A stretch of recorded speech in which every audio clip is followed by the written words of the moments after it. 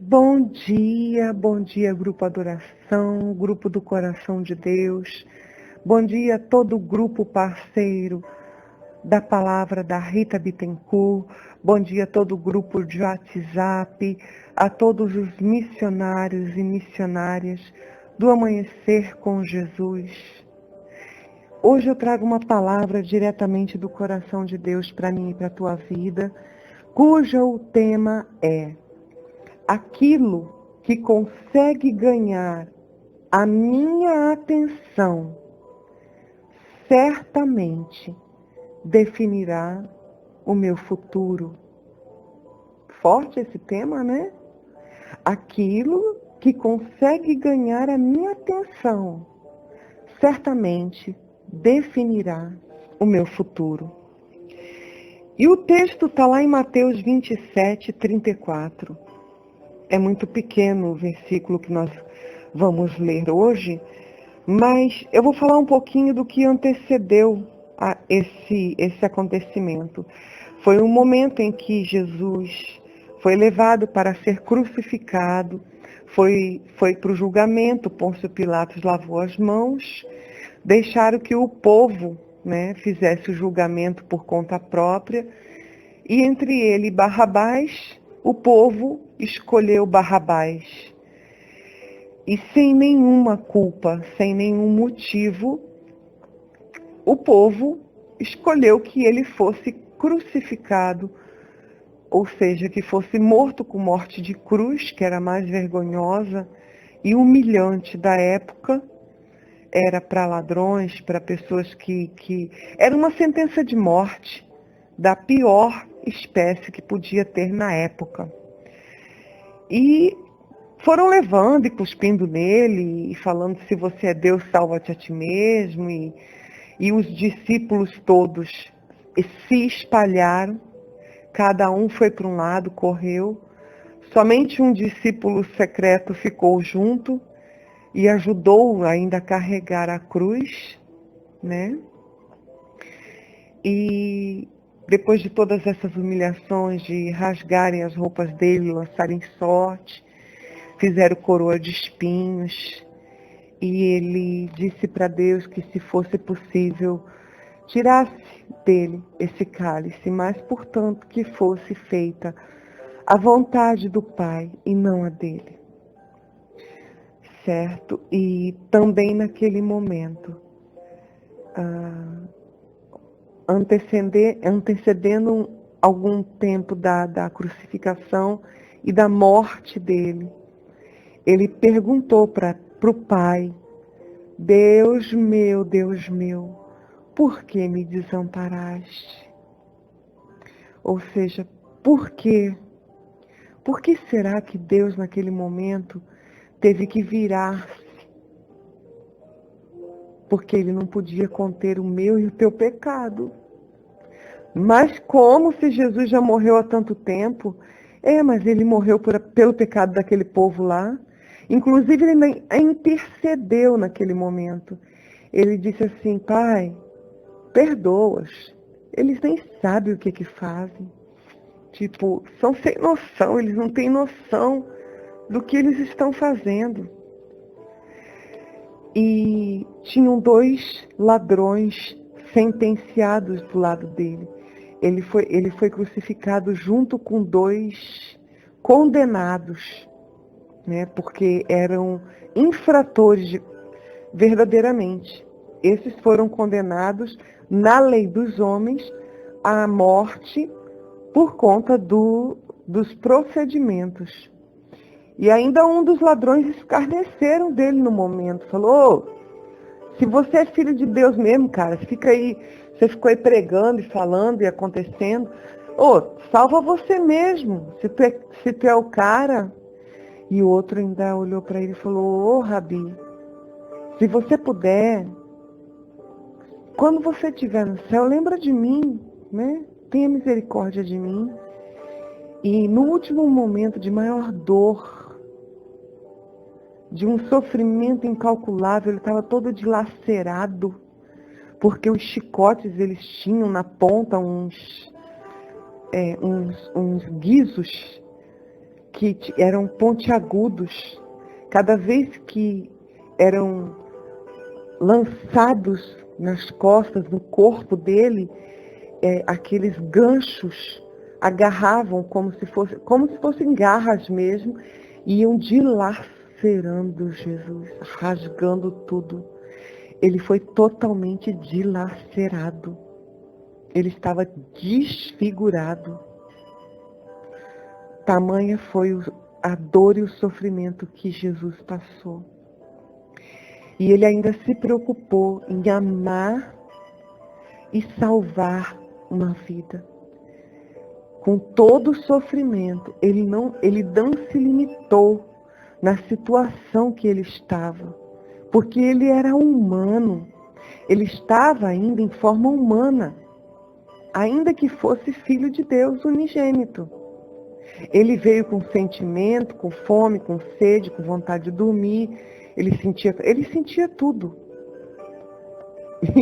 E esse sentimento aí que ele sentiu na hora da dor, da morte, ele chegou a ponto de falar: se possível, afasta de mim esse cálice, mas contudo, tudo bem, papai.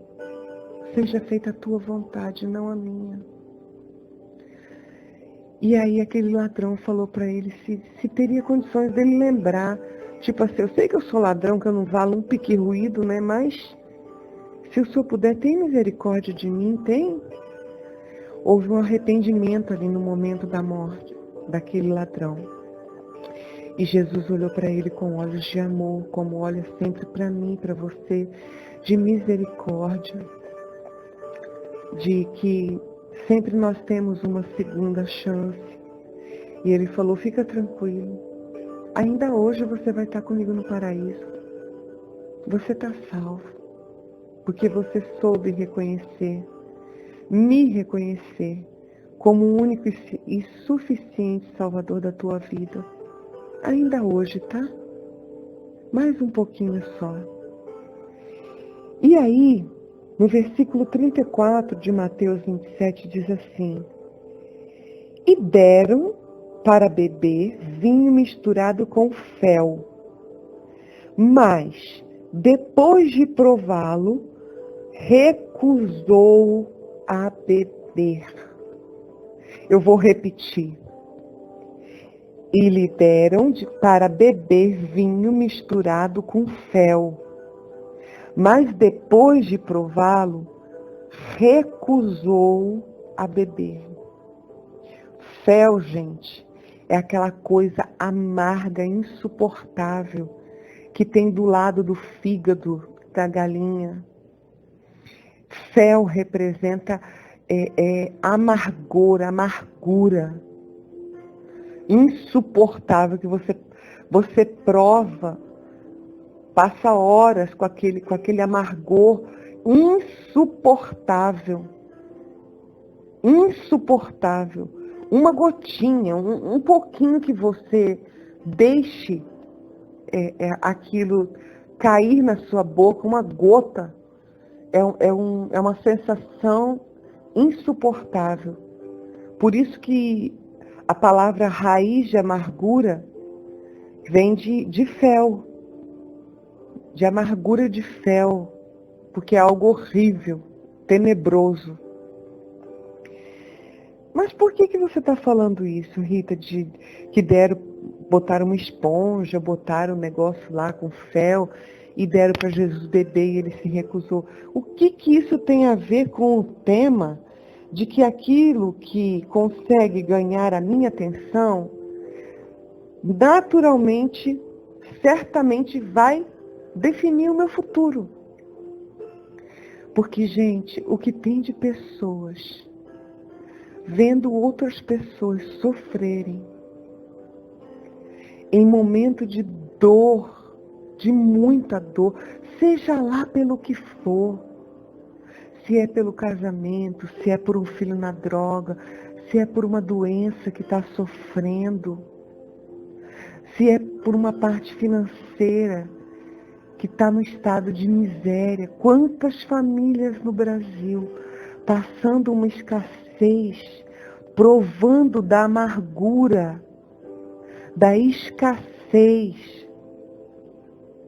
Quantas pessoas o inimigo ceifando o casamento, colocando só dor, só tristeza, só ansiedade, ausência de paz.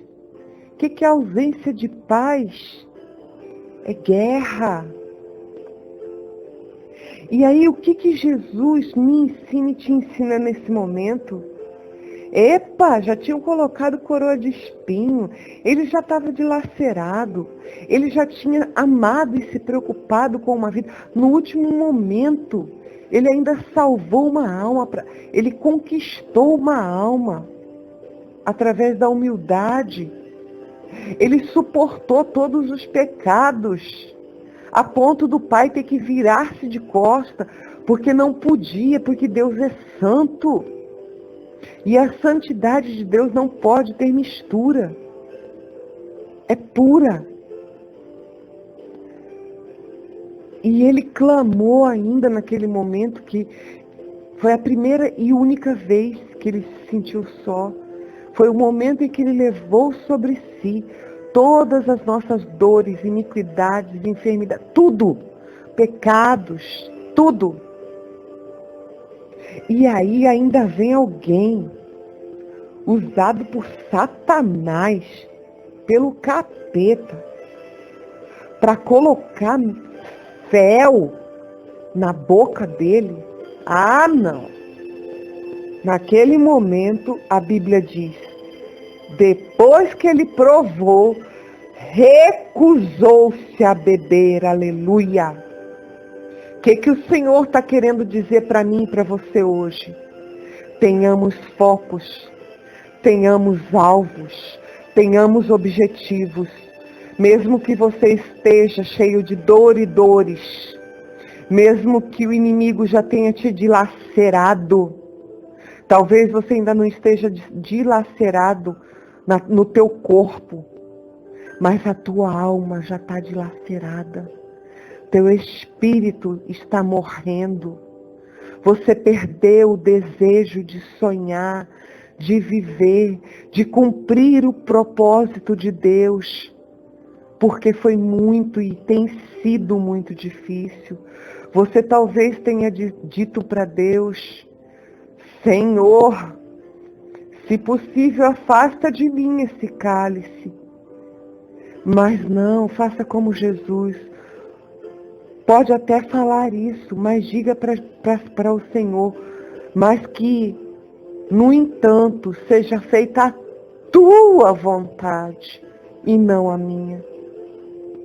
Porque nós sabemos que os planos e os propósitos de Deus jamais serão frustrados na minha e na tua vida.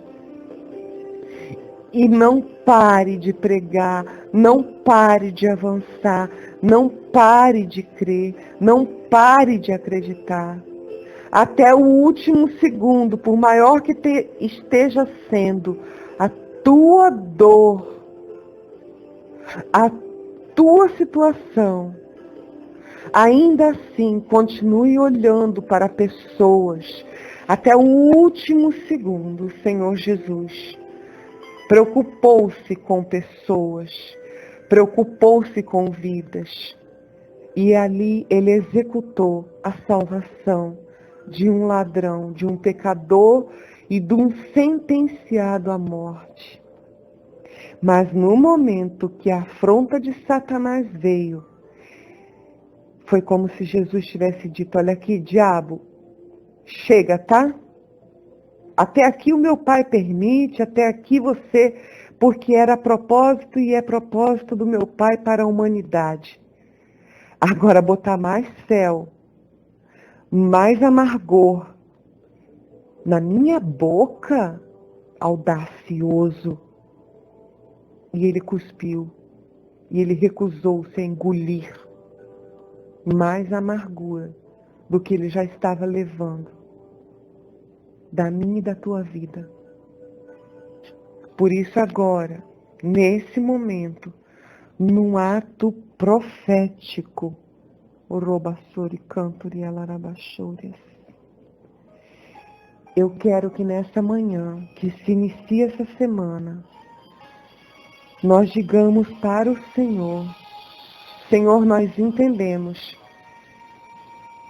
nós até entendemos que nós podemos estar sendo dilacerados, sofrendo, que nós temos que ter foco, que ainda que nós peçamos para Deus, que se puder, afasta de nós esse cálice, mas contudo, que seja feita a vontade dele e não a nossa. Mas daí, ao diabo vir sarcasticamente me distrair, chamar a minha atenção, tentar conseguir que eu dê atenção para ele, colocando fel, que Deus não permitiu, nananina não. Porque eu sei que tudo que consegue ganhar a minha atenção, certamente interferirá no meu futuro. Por isso, Satanás, fica sabendo você não nos distrairá, não chamará a minha e a atenção de quem ouve essa palavra agora. Nós estaremos focados, direcionados para o alvo, que é o Senhor Jesus Cristo. E ainda que você venha com fé, nós recusaremos e você não ganhará a nossa atenção. Fica tu sabendo, nós iremos para a glória e para o alvo que nos tem sido proposto. Receba essa palavra nessa madrugada, nessa manhã de segunda-feira, para a honra e para a glória do Senhor Jesus. Deus te abençoe. Eu amo vocês.